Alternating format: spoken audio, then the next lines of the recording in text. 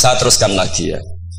Harus selalu ada riwayat. Makanya saya alhamdulillah pernah diminta Gus Subab itu ya guru saya, beliau baca manhajnya fikihnya Mbah Mun di acara kesekian harinya Mbah Mun wafat. Karena saya masih ingat betul ketika di Medina saya sering digandeng Mbah Mun. Hak Sholahuddin Al-Ayyubi nganti pintere ngono iku jarene mergo murid Imam Ghazali. Tapi jarene hak muridé putu murid. Saya bilang putu murid ya impun nanti kula hitung nak murid mboten pas, mboten tok wektune. Yes putu murid. Karena saya pernah di masjidnya Sholahuddin Al-Ayyubi di mimbarnya. Itu futuhatnya itu sekitar 815. Jadi kalau tak hitung Imam Ghazali lahir 410, 450, wafat 505, kayaknya betul menangi. Oh ya, senang ngono putu murid. Itu beliau punya konsep mengalahkan pasukan salib. Itu yang dipakai itu kitab Ihya. Itu singkat cerita beliau nyuruh, "Jaiku golek iya." Tak cari, ketemu terus tak tasihkan beliau, ya iku sing tak maksud ya iku. Itu Imam Ghazali begitu fasih cerita tentang penyusunan kekuatan. Dan itu logikanya sederhana sekali dari sesuatu yang jibillah, yang normal. Misalnya begini ya, al-insan abdul ihsan. Bahwa manusia itu pasti menjadi budaknya kebaikan. Hitung saja sekarang misalnya begini, kita jadi orang soleh, meditera karuan, gremengan sinis. Yang ini orang fasik, senyum, lomo, apian. Kira-kira orang netral itu kalau jagungan ke kamu apa ke sini? Yang lomo, yang nyaman kan? Sehingga orang boleh mengatakan ketika ngarang fikih, senyum itu sunat di karangan fikih. Tapi di aplikasi nyata tidak bisa. Bagaimana kalau ada orang netral, bisa soleh, bisa fasik, sing fasik senyum, sing soleh merengut, sehingga yamilu orang yang netral ini ke yang fasik. Kamu bisa ngarang fikih kalau sedekah itu sunnah, karena itu sudah tidak wajib, karena yang wajib itu zakat. Kamu bisa ngarang fikih seperti itu. Tapi kalau dalam tatbiki tidak bisa. Misalnya saya orang soleh hidup di tengah kota, atau orang soleh hidup di pedalaman, terus saya medit, mentang-mentang sudah zakat, nggak pernah sudah. Sing wong fasik jor-joran sering nyervis rokok gratis, ngopi gratis. Kira-kira kemana kecenderungan orang? Ke yang fasik, karena al-insan abdul ihsan. Nah hal-hal seperti ini tuh yang dikaji Imam Ghazali kemudian itu menjadi inspirasi Sholahuddin Al-Ayyubi. Kalau dia ingin solid maka harus berbuat baik sama siapa saja. Karena itu cara punya kekuatan. Nah kita enggak, kita ini memaksakan kebenaran tapi prosesnya tidak simpati. Makanya kata para mufassir, walaupun tafadzur ghalidal qalbi lan faddu min khawlik, itu kata para mufassir, hada sayyidul khalqi wa hada ahabbul khalqi ila Allah. Ini Rasulullah, orang paling dicintai Allah. Itu saja sekali salah dalam perilaku sosial, itu bayangannya lan faddu min khawlik, orang akan bubar. Padahal ma'anna hada mu'ayyadun biruhil qudus. Padahal Rasulullah itu orang yang diberi kekuatan malakut, kekuatan langit. Itu saja dibayangkan kalau salah secara sosial lan faddu min khawlik, orang akan bubar. Apalagi kamu yang keramatnya enggak jelas, hizib gak mandi,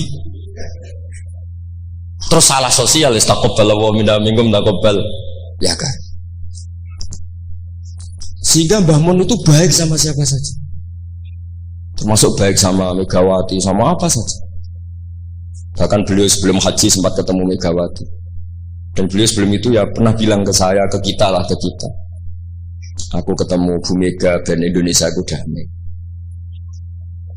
Makanya ketika beliau kabundut Dzulhijjah, itu min asyuril hurum, karena al asyurul hurum itu ada 4, Dzulqa'dah, Dzulhijjah, Muharram, Rajab. Beliau kabundut 5 Dzulhijjah, bulan yang termasuk sakral di Islam. Dan beliau kabundut 6 Agustus, bulan yang paling nasionalis dalam Indonesia.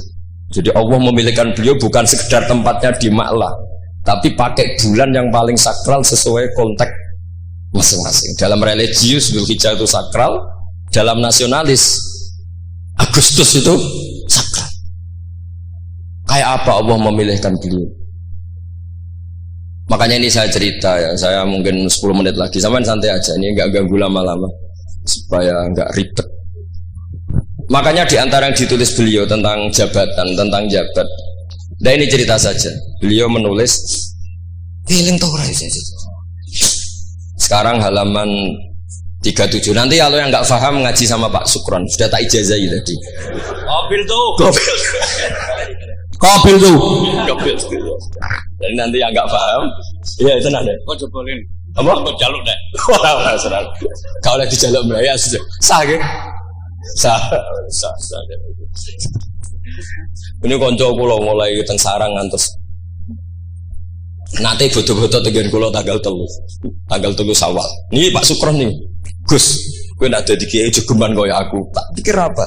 Ceritanya gini Gus Rosid, dia itu kiai, mungkin kiai debutan. Dia dengan santainya cerita, man soma Ramadan summa atba'ahu sitan min Syawal faka'annama somat daro kullah. Jadi puasa Ramadan kemudian puasa 6 hari Syawal, maka seakan-akan puasa setahun. Singkat cerita ada orang lugu puasa tanggal 2 ini. 2 Syawal puasa. Soan Pak Sukron pas kiai ini rokok. Terus kata orang lugu tadi, getun Pak aku anut jenengan. Jebule jenengan gak poso. Saya bilang, lah opo ke dalil ngono barang lah opo. Dalil liyane ya kena. Tapi itu kearifan, menurut saya dia cerita itu kearifan. Maka ini warning ya. Siapapun yang ngiyai jangan dalil sesuatu sing ra iso nglakoni. Ora kok. Udah ini ilmiah gak apa-apa. Lho kula lah ora pati wani dalil sing ngoten-ngoten ora wani mergo wong santri sarang bebas ora usah dirakat bebas. Mon ping 6. Nggih, tambah seping 6. Dari bangun Setahun baru. Memang ini didikan sarang yang keterusan. Mbah Mun itu kan mengharamkan santri tirakat. Iya, santri ora usah tirakat. Santri sarang ora usah tirakat. Mondok sarang tok iku wis tirakat. Nunggu ya banyune wasin. Kadang ape ning WC ya iku ning lembak-lembak. Wis banyu asin gone sesekan ra duweke wis suwara tenan ngono. Jadi ra usah tirakat itu wis istirahat. Jadi saya ulang lagi ya. Al-fiqhu, fikih itu harus mudawwan. Saya yang sudah kecelok alim saja itu sering nggak tahu kalau itu tidak ditulis oleh ulama-ulama kita. Kayak tadi, kenapa Nabi tofa rokiban? Padahal Nabi juga yang mengajari al-ajru bi qadrit ta'ab. Andai kan Nabi tidak tofa rokiban, maka kita akan kesulitan nyari referensi bagaimana hukumnya tawaf pakai kursi roda.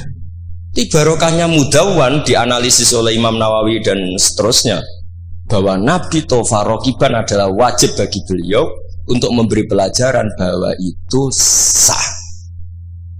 Coba kalau nggak ada penjelasan itu, mungkin orang menduga-duga Nabi ku piye dipek menangi dewe, khawarit sebenarnya.